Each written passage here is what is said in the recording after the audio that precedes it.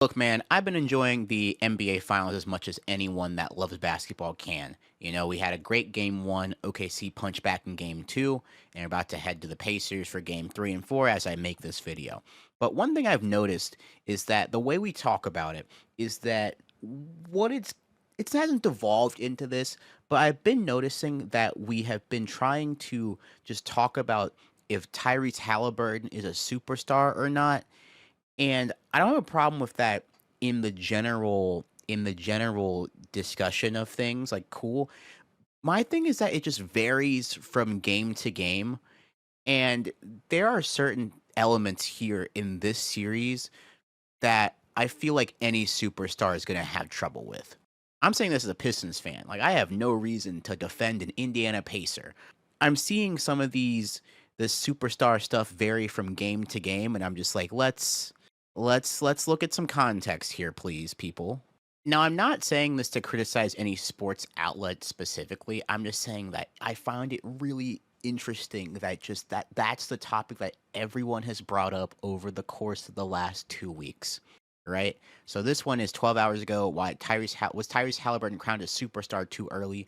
Who did that?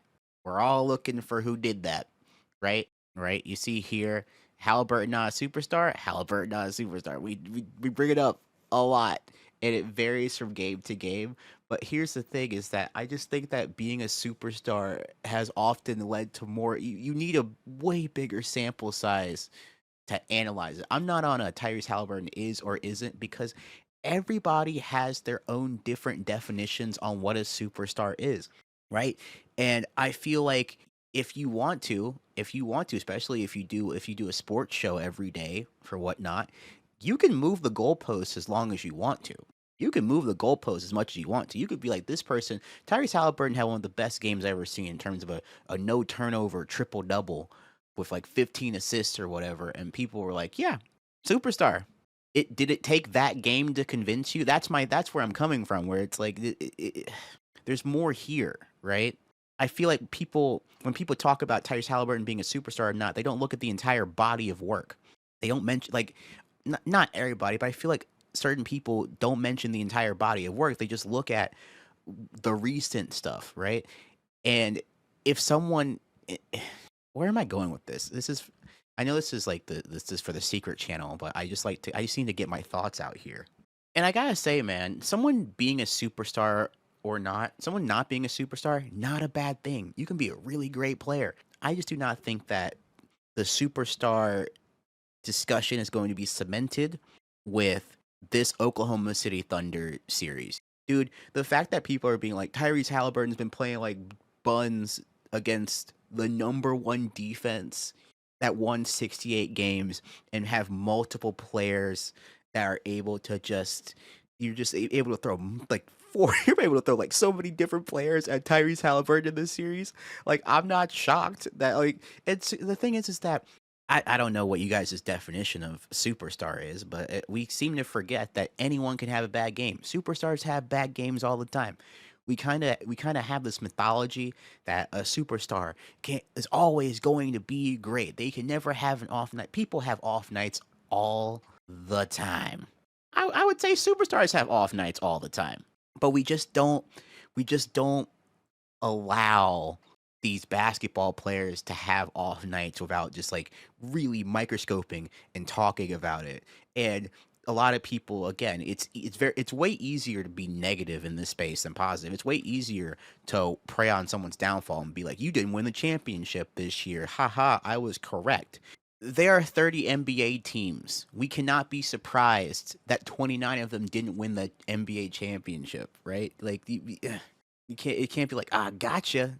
Tyrese Halliburton's not a superstar because he's running into an absolute gauntlet of an OKC team. And let's say that I say this and the Pacers win the series and this video becomes obsolete, right? I have no idea what that means for the superstar debate because again, it's out of my hands. But I feel like the fact that there's no criteria for this, it's everybody's own opinion. I'm fine with that. I'm totally fine with that. The game to game being like, here's like it's like these two games make him not one. That's where I'm like kind of just Oh, I'm just sitting here being like, no. And I don't know. I think what exacerbated all this for me, what like amplified this all for me in terms of me noticing more, was the fact that we've had 2 days between the games, right? When when there's so much dead time in between these games, oh god, it kind of just like stands out a little bit more, the superstar talk versus like you could talk so much about the superstar or whatever. I can forget stuff that happened in the game because it's just so much of this like stuff that I don't. It's just like, yeah, box score. It's like stuff that I can like glean from a box score and be like, yeah. And that's why I think that basketball content creators on YouTube have the advantage, especially TikTok too. Like TikTok film breakdowns are so awesome because I can know what adjustments that each team has like tried to make and whatnot, and it gets explained to me, and then I can like be like, oh hey, this is what's like I can see that and it's explained to me in a like versus like, hey, Halliburton has been playing bad. Is he a superstar or not? I wanna know, Halliburton's been playing bad. What do you think the adjustments are for that to be fixable? I would like to know that way better. I don't know. Maybe it's just me. So right now, what I'm gonna do is I'm gonna shout out some great content creators that I've been watching and listening to for this NBA Finals. First off, I'm gonna be so for real with you right now. If you haven't been following Caitlyn Cooper, you have been slacking. Like, not only just like Indiana Pacers coverage, that's great. It's just NBA coverage. One of the brightest minds in NBA like internet sphere. If you haven't been following along, like she's been watching the Pacers all year. If you want some like real good insight that hasn't been covered by a lot of the national media, go to Caitlin Cooper right now. Like pause this video actually and just go watch her stuff. Then we also have Hoop Venue, one of the greatest like newcomers into the basketball YouTube space. It's been really cool to see their channel blow up over the course of this season. Their channel has like blown up where I'm like, dang, they doing great, you know? Then of course you have Thinking Basketball, which has been a really great resource throughout the course of the season. I've learned so much from them in terms of just like strategy and like what changed from like this point to this point. Then we have the Dunker Spot podcast with Nikias Duncan and Steve Jones. And here's what Nikias does. I've told Nikias multiple times that he should have a YouTube, bro, because he be putting 15-minute film breakdowns on Twitter, and I'm like, bro, put these on YouTube. Don't, but whatever. Go follow their channel. Go follow their podcast. Go follow Nikias's and Steve's Twitter. They do definite like play breakdowns, like sometimes even during the game where they have like good play breakdowns and stuff like that. So that's like really good analysis. And yeah, man, I feel like I just had something to say like very quickly about this because I'm tired of this whole superstar thing.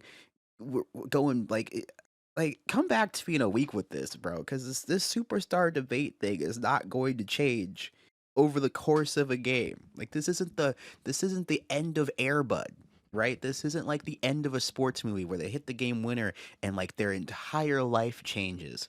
I'm trying to think of other sports movies where that happens, but like it's like Tyrese Halliburton can be a superstar. He can like a player can look like a superstar against one team and then be an absolutely horrid matchup for another team. I mean, this might be my definition, but sometimes a superstar can look human against a team. It happens.